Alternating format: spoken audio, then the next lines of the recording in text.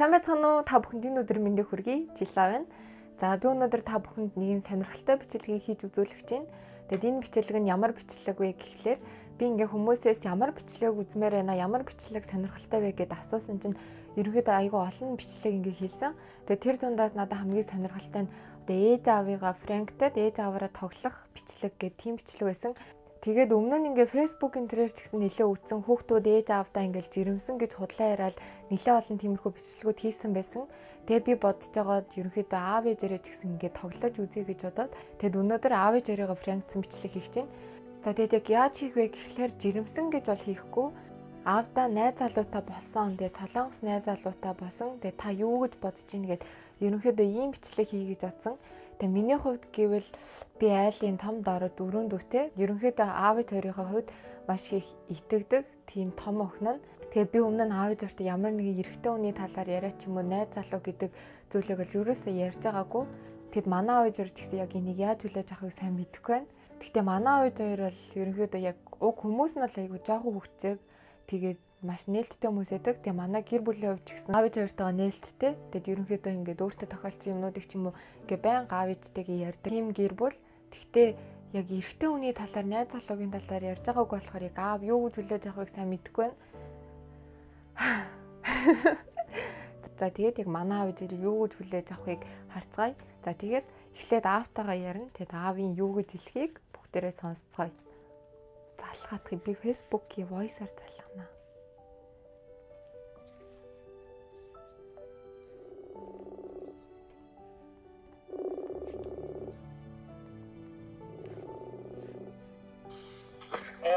Бэнэ. Юу заав? Пицца их гэдэг. Та түр надтай нэг надуулаасаа тусдаа нэг яриад тааж би харин тантай нийгэмний талаар зөвлөлдөх гээд. Та пицца хийж чадчих юм уу тэгээд? Надаас сураад байсан үстэй. За тэгээд би танд ингээ нэг юм хэлэнгүүт та ингээд намайг ингээ бүрэн сонссныхаа дараа ингээд өөрийнхөө үзэл бодлыг хэлээрэй. За юу гэж бодож байгаагаа. За тэгээд би ингээд найз залуутай болсон хгүй юу? Би найз залуутай болсон хгүй юу? За. Тэгээд гэхдээ яг хөө тэр хамгийн гол нь биш заяо. За. Хамгийн гол нь солонгос хүн байхгүй юу? За. Тэгээд харин таныг ингээд юу гэж бодож ийн гэж харин асуух гал. Тэгээд танд харин хэлж үздэм үү гээл. Хэдэн настай? 23, 24, 23 юм байна л да. Ямаас 3 байх гэсэн үү? Аха. За. Танд тэгээд ингээ монгол хүн биш солонгос хүн гэвэл жоох эвгүй санагдаж байна уу? Би бол тэр тал дээр бол аав нь бол тийм ерөнхийдөө тийм хатуу байр суртаа юм биш шүү дээ. Одоо гадаад хүн гэвэл үү? Гадаад хүн ч вэ, юу ч вэ надад бол нэг сонирн биш. Тэгээ танд юу сонио? Хамгийн гол нь миний охиныг л хайрлж чадчихвэл миний охиныг л хайрлж чадаад миний охинд хайртай дуртай байвал тэгэл болоо. Энэс бол аав нь бол тэрийг чамд аав ч үгүй чам монгол хүнтэй суу. Заав ч ингэж би чамайг бол хүчлэхгүй. Үний сонирхол. Аав нь бол би чамд айл дээр хэлчихсэн шүү дээ. Аав нь интернэшнл өө. Тийм ээ? Аха. Хамгийн гол нь миний охины насан туршийн амьдрал.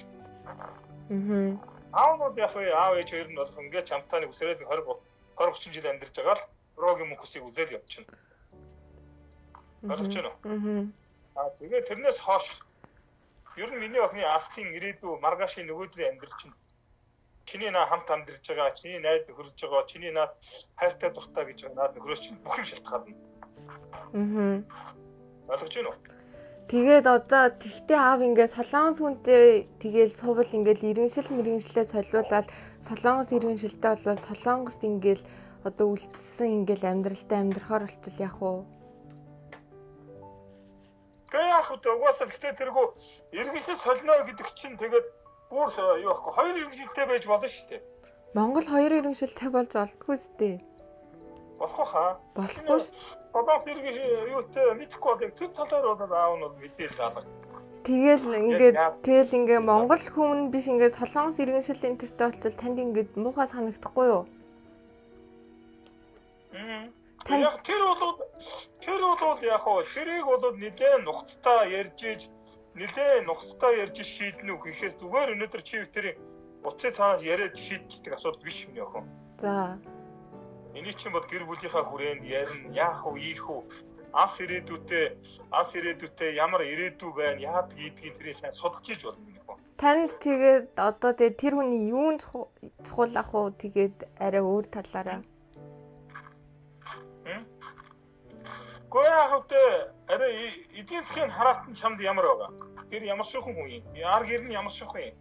Тэрийг нь хамгийн гол нь чи хүнтэй нөхөрж найз нөхөрлөөс би чамд хэлээд байгаа шүү дээ. Монголч вэ, гадаадч вэ?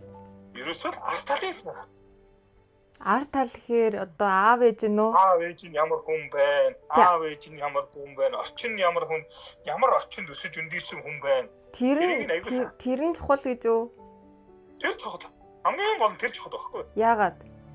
Тэрнээс бол тэр царай зүс нь хөөхөн байна уу? Тэр ямар сонирн биш юм яа. Ойлгож байна уу? Хамгийн гол нь наад хүмүүжлийн арх хүмүүжил нь ямар вэ?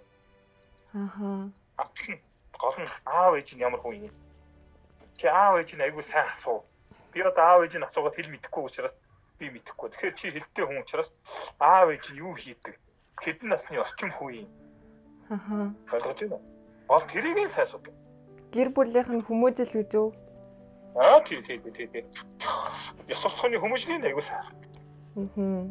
Тэрнээс багны цаа нүүрэн носон хүн байл ямар бах вэ? Чиний одоо хийгээд байгаа над чиний над янз янзын бүтээн юм уу яагаад байгаа шүү дээ? Бэлгнүүд үү? Бэлгнүүдтэй адилхан тийм хүн байл ямар бах вэ? Тэ гол нь тэрийг л хаа. Тэрнээс миний охин тэр царай зүс нь эд хөрөнгөний сонир биш байхгүй. Ойлгож байна уу? Ээжэд хэлвэл ээж үгэх бол яасан гинэ?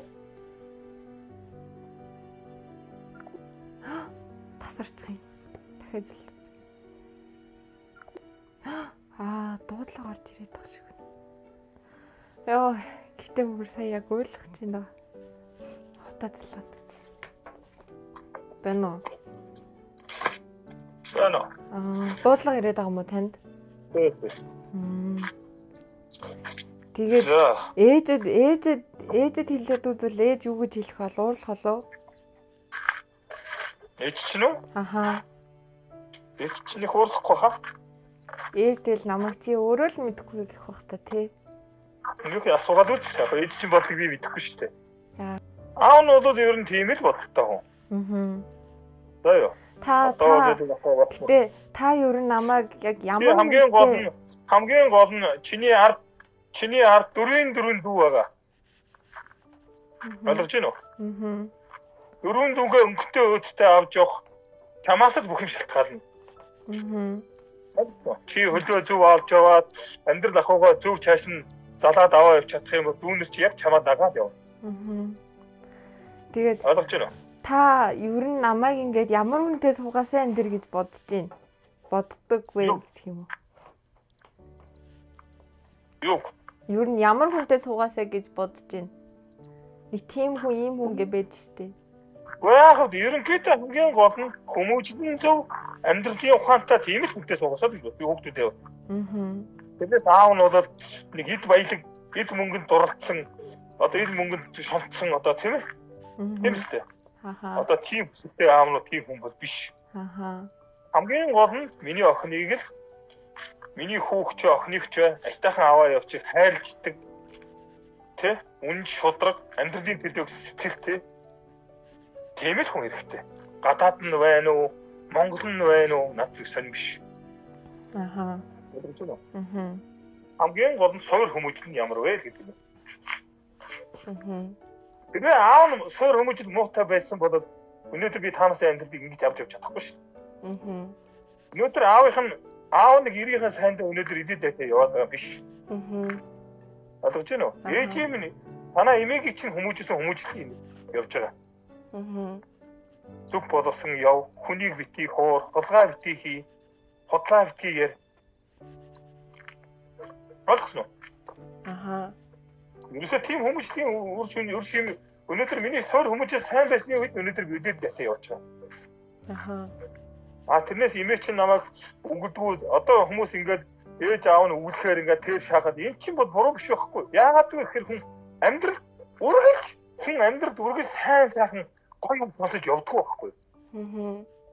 Аль болох бага насндаа аль болох залуу эдэр насндаа хүн аль болох муу үгийг муу юмыг сонсож сурах.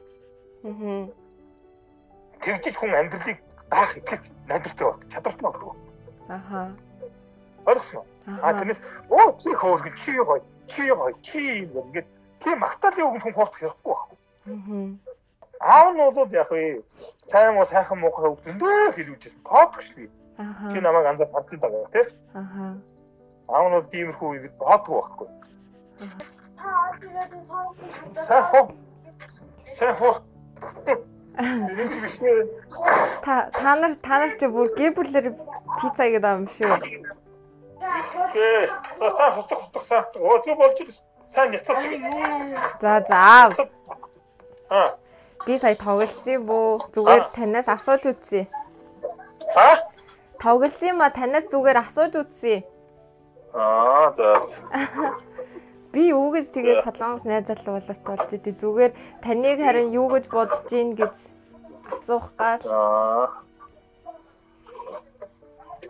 Тагтээ мэдээгүй сте. Тагтээ намайг тоглож гин гэж мэдээгүй сте. Окей. За яри тэгвэл. Ээжтэй ээжэд хэлд үзээ тий ээжтэй яриа да. Ээж чадахгүй. Хайцзээ. Ээж шүдний юм дий бас. За яри. За тэгвэл яри заа. Яа. За. Ээжээрээ бас тоглоё гэж бодсон чинь манай ээж ингэ шүдний имлэг явцсан байхгүй гинэ. Тэгээ сая зүгээр автаа олгоцоор ярьлаа. Яа. Саяхтай бүр амар их уйлах чинь аа.